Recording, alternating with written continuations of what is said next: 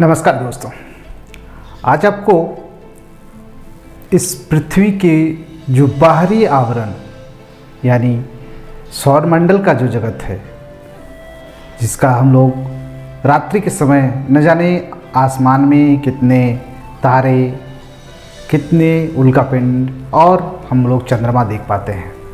तो इन सब आकार के भिन्न भिन्नता, इसकी प्रकृति को हम लोग जानने के लिए सबसे पहले सौरमंडल को जानना बहुत ही आवश्यक है। तो चलें हम लोग सौरमंडल की सैर करते हैं। आइए हम लोग सौरमंडल के आगे के भाग के बारे में जानें। सौरमंडल में जो सबसे हमको पहला चीज़ दिखाई पड़ता है वह है सूरज। दिन की शुरुआत यानी सुबह से ही सूरज हमें दिखाई पड़ती है और यह अस्त तक यानी सूर्यास्त तक हमें सूरज नज़र आता है। अब इसे हमें एक तरफ से दूसरी तरफ दिखाई जाती है, लेकिन ये ऐसा वास्तव में नहीं है। चूँकि सूरज स्थिर है, हम जिस पृथ्वी पर रहते हैं वह पृथ्वी सूरज की जो चारों ओर चक्कर लगाती है, जिसके कारण हमें लगता है कि सूरज पूरब से उगकर पश्चिम में अस्त होता है। ऐसा नहीं है। वास्तव में सूर्य पृथ्वी जो है पश्चिम से पूरब की ओर सूरज का चक्कर लगाती है। इसका चक्कर लगाने में हम लोग जानते हैं 365 दिन का समय लेता है, जो कुछ घंटे भी होते हैं। तो इस तरह सौरमंडल में दिखाई जाने वाला सबसे बड़ा चीज़ होता है सूरज। सूरज की दूरी लगभग पृथ्वी से 15 करोड़ किलोमीटर होती है। इसके अलावा हमें जो और एक बड़े आकार की पिंड दिखाई पड़ती है वह है चंद्रमा। यह चंद्रमा पृथ्वी का ही एक उपग्रह है, जो पृथ्वी से लगभग 3,84,000 किलोमीटर दूरी पर स्थित है। यह पृथ्वी के चारों ओर चक्कर लगाती है। इस पृथ्वी का चक्कर लगाने के कारण ही हमें सूर्य ग्रहण और चंद्र ग्रहण का आभास होता है। सूर्य ग्रहण अमावस्या के दिन होती है और पूर्णिमा के दिन चंद्र ग्रहण होता है।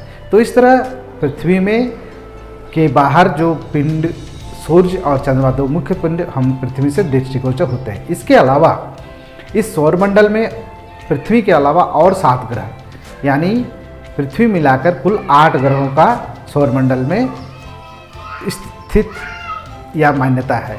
एक प्लेटो जो मान्यता थी कुछ दिन, लेकिन अभी वैज्ञानिक उसे ग्रह के कैटेगरी से हटा दिया है।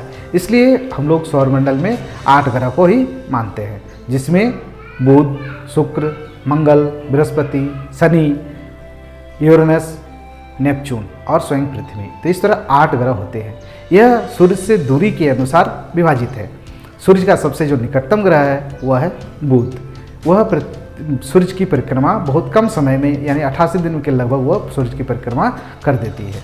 इसके अलावा शुक्र आता है, उसके बाद मंगल आता है, उसके बाद पृथ्वी आता है, उसके बाद बृहस्पति, शनि। इस तरह दूर दूरी के अनुसार ग्रह का जो है बंटवारा की नामकरण हम लोग करते हैं। इन ग्रहों के अलावे सौरमंडल में जो और चीज़ें पाई जाती है वह है क्षुद्र ग्रह।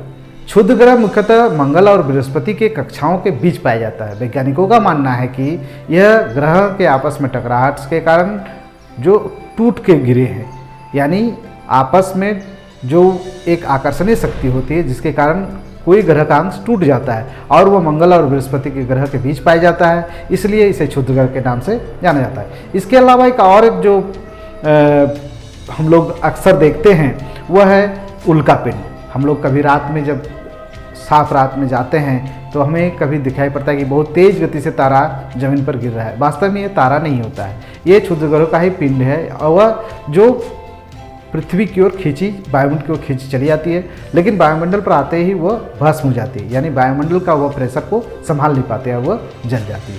इसके अलावा हम लोग और उपग्रह भी देखते हैं, जैसे पृथ्वी का जो उपग्रह चंद्रमा है, उस तरह बृहस्पति का भी उपग्रह है। इस तरह हर ग्रह का उपग्रह नहीं है, कुछ कुछ ग्रह का ही उपग्रह है, जैसे बुध का कोई उपग्रह नहीं है।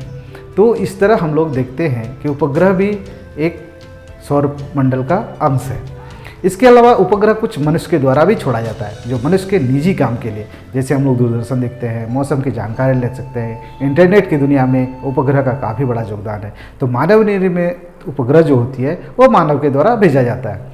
इसका जो पहला परीक्षण हुआ था वह स्पुतनिक नाम से हुआ था, रूस के द्वारा में था। तो इस तरह इस सौरमंडल के हम लोग विभिन्न घटकों के बारे में जाने। यदि आपको ये वीडियो अच्छी लगे तो आप इसे लाइक करें, शेयर करें और मेरे चैनल को सब्सक्राइब करें। वीडियो देखने के लिए आपका बहुत बहुत धन्यवाद।